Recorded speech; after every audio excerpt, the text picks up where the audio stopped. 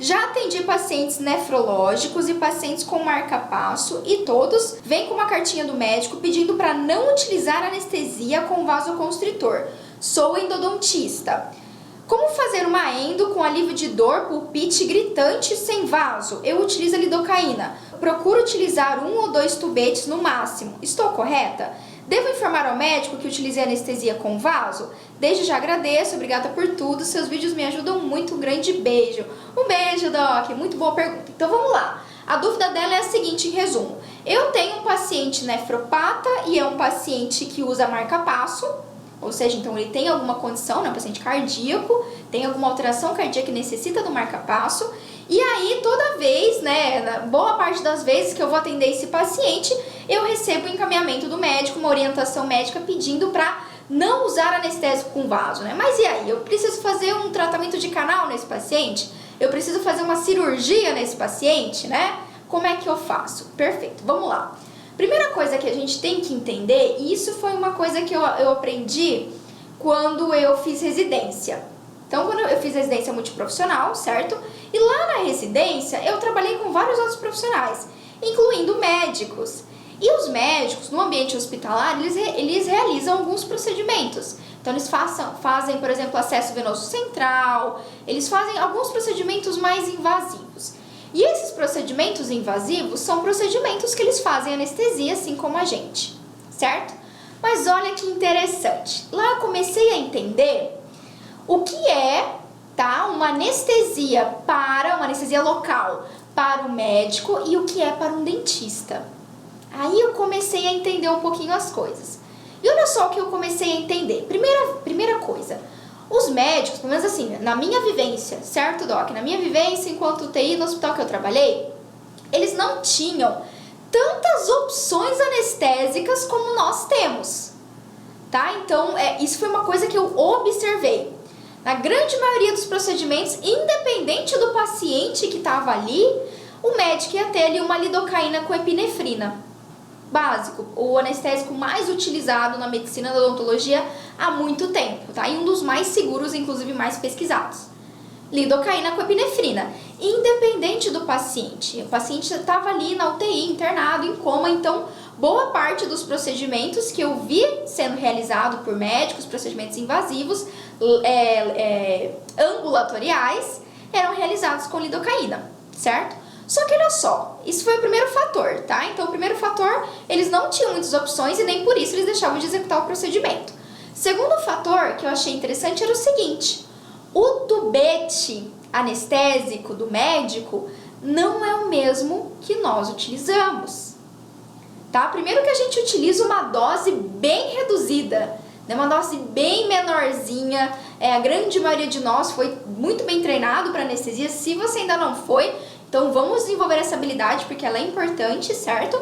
Então a gente tem muitas opções anestésicas, a gente tem uma técnica que geralmente é menos invasiva, né? A gente faz uma anestesia um pouco mais, ou é um bloqueio, mas a gente tem bastante controle da nossa técnica anestésica, né? A maioria dos dentistas consegue fazer isso de forma bem efetiva. E quando se trata, e sem falar que a nossa região é limitada à boca, né? Médico não, médico anestesia absolutamente várias regiões, certo? Então ele tem que conhecer muito bem da anatomia de todo o corpo, não só essa região da boca como a gente. Outro fator interessante. E a anestesia, né, o tubete anestésico médico utilizado para procedimentos ambulatoriais, além de ser maior, a concentração de vasoconstritor é bem diferente da odontologia. Geralmente é bem mais potente, tá? Então, geralmente o médico vai utilizar o anestésico que tem muito mais potência em vasoconstritor. E por que eu tô te falando toda essa história, toda essa experiência? Porque olha só, quando o médico ele manda uma carta para o dentista, muitos colegas médicos, ao não ser que ele trabalhe com um dentista ou tenha feito residência na época dele e tinha trabalhado com outros colegas dentistas, eles não têm uma noção precisa de como se realiza uma técnica anestésica odontológica. E tá tudo bem, por quê? Ele não tem que aprender isso, ele é médico, certo? Ele não é um profissional da odontologia, ele não fez odontologia, ele fez medicina. Então ele tem uma noção, obviamente, né, da estrutura anatômica, obviamente, não tão bem quanto a odonto, vamos ser sinceros, né? A gente estuda 1 ano de anatomia só na região de cabeça e pescoço, então não tão bem quanto a gente, tudo bem?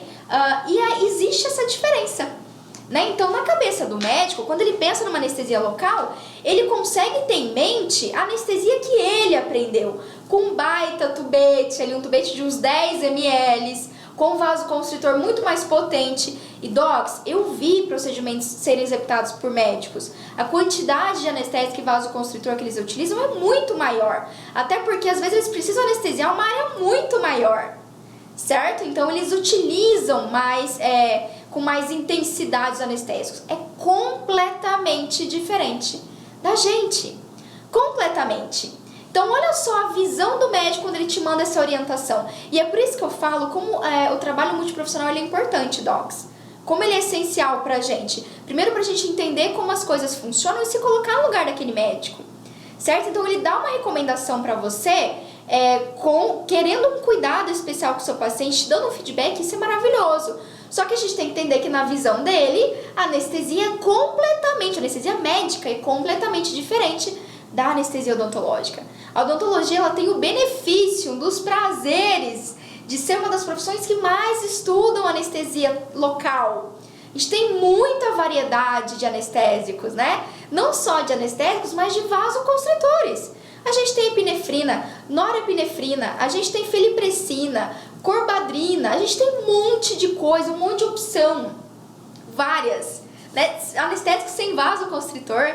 Tá bom? Então, quando você receber uma carta de um médico orientando isso, lembra que a visão que ele tem de anestesia, a anestesia local, é completamente diferente da sua. Ok? E no final das contas, quem vai executar o procedimento é você. Certo? Então, sim, a gente sempre vai ouvir um colega médico, qualquer outro profissional da saúde, a gente tem que ouvir. Um fisioterapeuta, a gente tem que trocar essa ideia, farmacêutico, enfermeiro, fono, terapeuta, TO, psicólogo, a gente tem que ter essa troca. Só que quem executa o nosso procedimento somos nós. E a própria literatura, né, já indica que, por exemplo, um paciente nefropata, se esse é um paciente que faz hemodiálise, no caso aqui que o colega mandou, né? Se esse paciente faz hemodiálise, esse paciente utiliza a heparina toda semana. Então, a chance dele ter um sangramento muito maior durante um procedimento cirúrgico, né, pelo fato da heparina, é muito mais real, é muito maior a chance dele ter uma hemorragia pelo fato dele fazer uma heparina, fazer hemodiálise, certo? Tendo em vista isso, é muito mais interessante, eu preciso ter um vasoconstritor. Ou como a colega colocou aqui, né? Pamela, putz, eu preciso fazer um tratamento endodôntico, né? Será que a MEP sem vaso vai ser suficiente?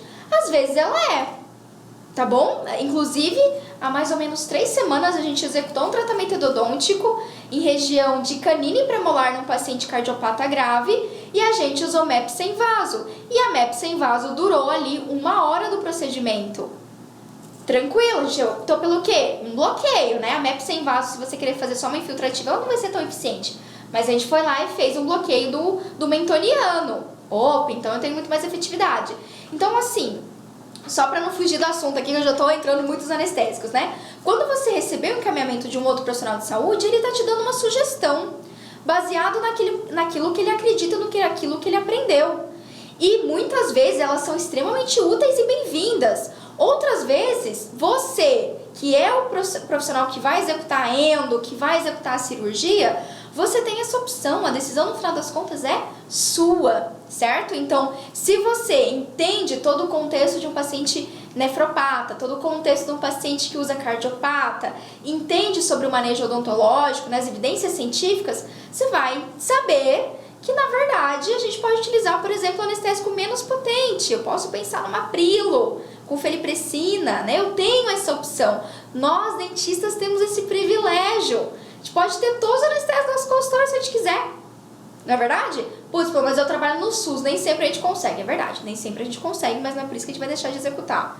Tá bom? Então lembra que o procedimento é você que vai executar. Toda opinião, toda sugestão de outros profissionais são bem-vindas. Mas sim, se você sabe que é necessário um outro tipo de anestésico e você sabe o que você está fazendo baseado na evidência científica, docs, Evidência científica é mais inteligente do que eu, todo mundo que está aqui comigo junto, quem está me assistindo, o médico, quem for. Evidência científica, ela é o padrão ouro, né? Então, se a gente tem evidência científica que sim, você pode utilizar um vasoconstritor, é indicado você utilizar um vasoconstritor num paciente nefropata, principalmente aquele que faz hemodiálise, né? Que sim, dá para você utilizar com parcimônia, mas dá para você utilizar vasoconstritor para o paciente cardiopata se você tem esse conhecimento, pronto, né? Então você recebe com gratidão a carta do colega que tirou o tempo dele ali para te fazer o encaminhamento, te fazer uma orientação, mas você filtra aquilo que efetivamente você considera que não, realmente é melhor eu seguir essa orientação do colega ou não. Eu já estudei, eu sei que eu tenho as outras opções, então eu vou seguir porque no final das contas é a sua responsabilidade, é o seu manejo, é o teu paciente, é o teu procedimento. Fechou? Top?